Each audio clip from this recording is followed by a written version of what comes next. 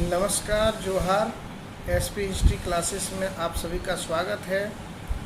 और आज जो है मैं कक्षा 10 यानी क्लास 10 का जो हिस्ट्री है, हिस्ट्री में पहला टॉपिक जो यूरोप में राष्ट्रवाद का उदय, ये टॉपिक है और ये चैप्टर नंबर 1 है। कितना चैप्टर नंबर 1 है, इसको पढ़ाने जा रहा हूँ।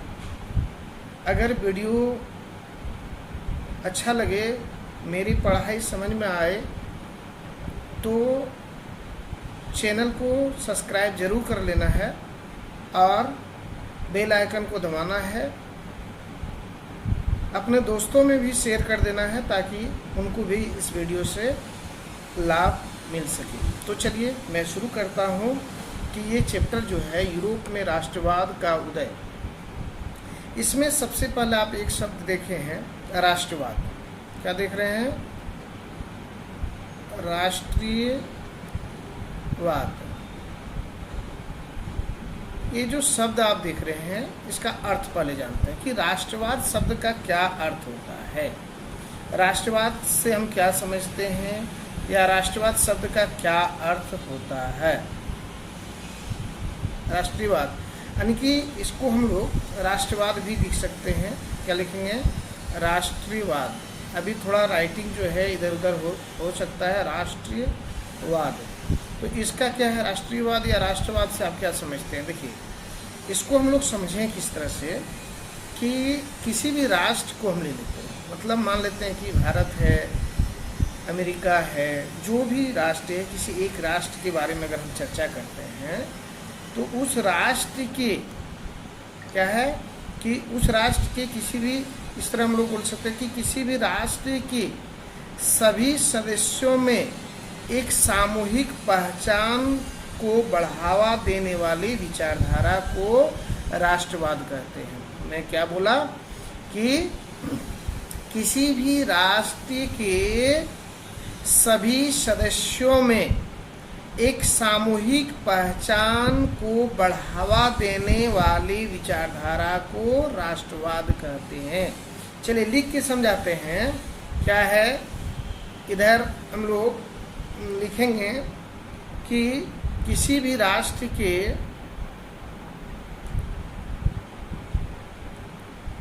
किसी भी, थोड़ा सा राइटिंग लिखने में प्रॉब्लम हो रहा है, किसी भी राष्ट्र के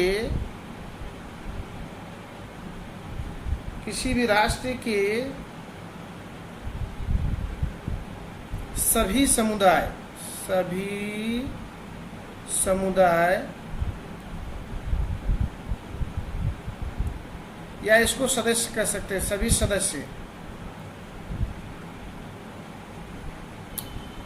सदस्य यानी कि वो किसी भी सदस्य का क्यों न हो या किसी भी सदस्यों का क्यों न हो, जैसे उसका कोई जाति धर्म के आधार पर नहीं, सभी को मिलाकर मैं एक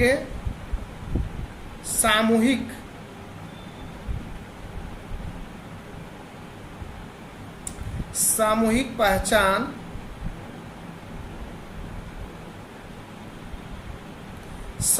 पहचान का, अगर पहचान का बढ़ावा या सामूहिक पहचान को बढ़ावा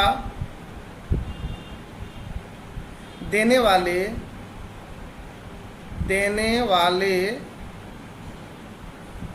विचारधारा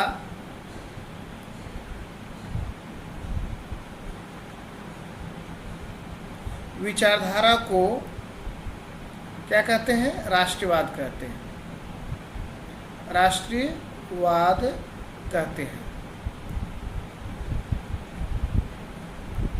कहते हैं। ये राष्ट्रवाद हो गया। अब ये कैसे, कहाँ से राष्ट्रवाद का विकास जो होगा, राष्ट्रवाद कहाँ से आएगा, कौन सी इसका स्रोत है। तो यहाँ हम लोग इस राष्ट्रवाद की विचारधारा को बढ़ाने के लिए क्या क्या, कौन कौन से स्रोत है, तो इसमें और लिख सकते हैं कि लिखेंगे कि राष्ट्रवाद की विचारधारा को बढ़ावा देने में राष्ट्रवाद की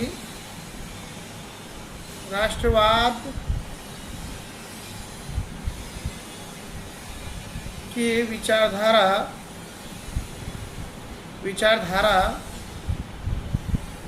को बढ़ावा देने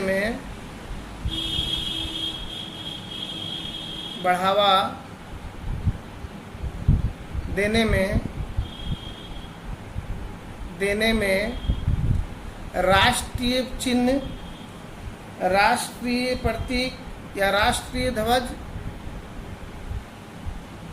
राष्ट्रीय प्रतीक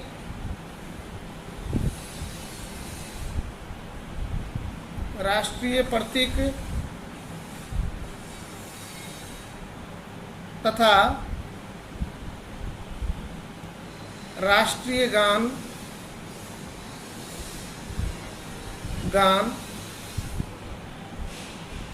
महत्वपूर्ण भूमिका अदा करता है।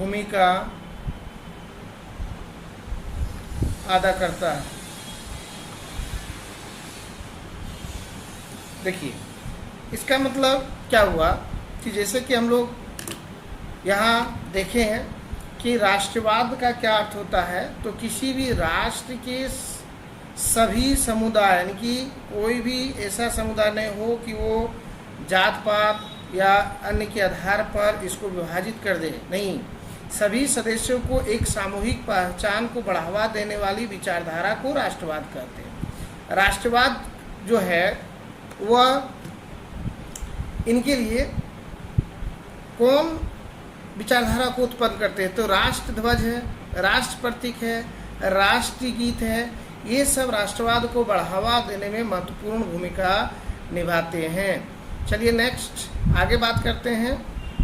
तो यहाँ जैसे कि आप देख पा रहे होंगे, दूसरा हम लेते हैं कि आखिर राष्ट्रवाद शब्द जो है ये यूरोप में कैसे पनपा, यानी कि राष्ट्रवाद जो शब्द है ये कहाँ से उन लोगों को प्रेरित हुआ। तो आप कक्षा 10वीं के एक बुक में देखे होंगे कि जो राष्ट्रवाद शब्द है क्या है, राष्ट्रवाद जो शब्द है वह एक कलाकार थे, कौन, तो फ्रेडरिक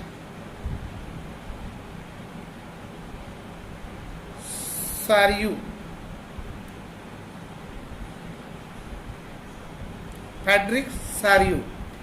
ये यूरोप का एक कलाकार है। क्या है ये, इसको हम लोग फ्रांसीसी कलाकार कहते हैं। क्या कहते हैं, फ्रांसीसी कलाकार, ठीक है। कैसे यूरोप में राष्ट्रवाद का विकास, ये भी बताएंगे कि ये राष्ट्रवाद शब्द कहाँ से उत्पन्न हुआ था। तो इन्होंने 1848 ईस्वी में 4 चित्रों का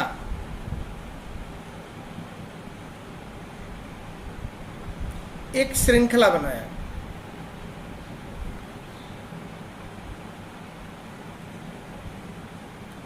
क्या बनाया, श्रृंखला बनाया, और उन्होंने अपने सपनों को इसमें सजाया था।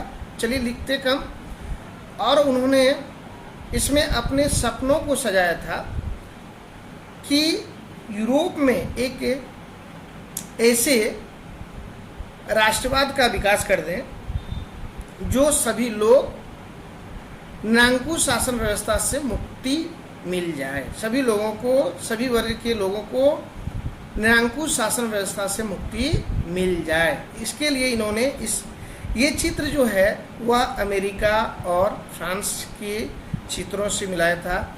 इन्होंने इसमें से 2 शब्द का प्रयोग किया था, एक था प्रजातांत्रिक और एक संवैधानिक गणतंत्र की स्थापना। ये 2 शब्द मिलाकर फ्रेडरिक सारियू ने आपका राष्ट्रवाद की विकास के लिए उन्होंने एक 4 चित्रों का श्रृंखला बनाकर लोगों को समझाने का प्रयास किया था। चलिए आगे बढ़ते हैं और आगे एक पॉइंट लेते हैं हम लोग, निरंकुशवाद। इससे पहले अच्छा चलिए बताते हैं निरंकुशवाद,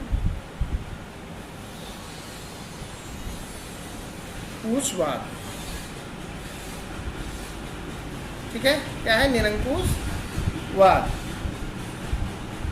तो ये जो निरंकुशवाद है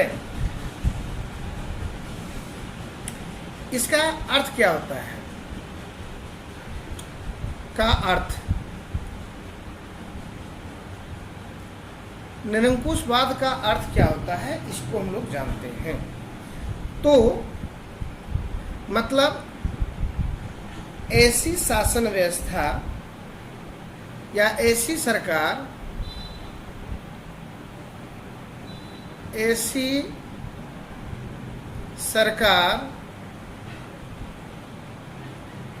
या शासन व्यवस्था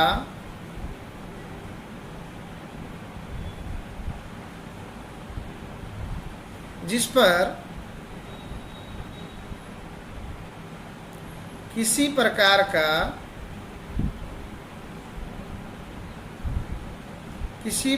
का कोई अंकुश न हो, कोई अंकुश न हो, उसे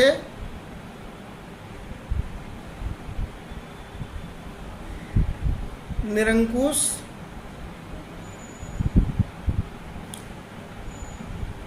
या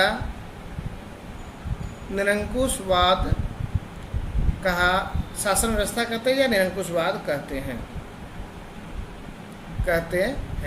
ठीक है। मतलब इसको बिना अंकुश, कोई अंकुश का क्या अर्थ हो जाता है, अंकुश का मतलब हो गया आपका बिना रोक टोक के, यानी कि ये तानाशाही शासन व्यवस्था भी कह सकते हैं इसको, क्या कर सकते हैं, तानाशाही शासन व्यवस्था इसको हम कह सकते हैं। इतिहास में देखिए, ये तो आप ब्रैकेट, निरंकुश का अर्थ बताएं, इसको हम ब्रैकेट में रख देते हैं ताकि नोट्स बनाते समय आप लोगों को कोई दिक्कत ना हो।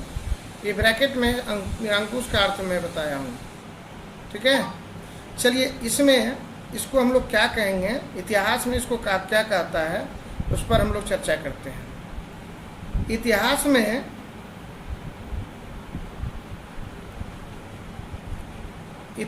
में ऐसी शासन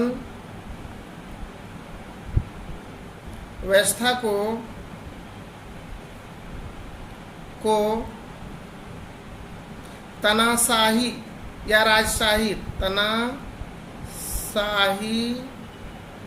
या राजशाही शासन व्यवस्था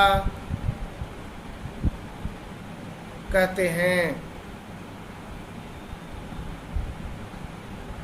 ठीक है। समझ गए इतना दूर तक, कोई किसी को कोई दिक्कत।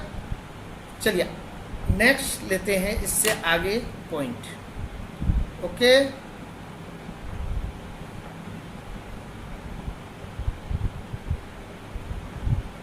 इसमें एक पेज जोड़ने के बाद आगे लेंगे, कौन सा पेज सब्जेक्ट,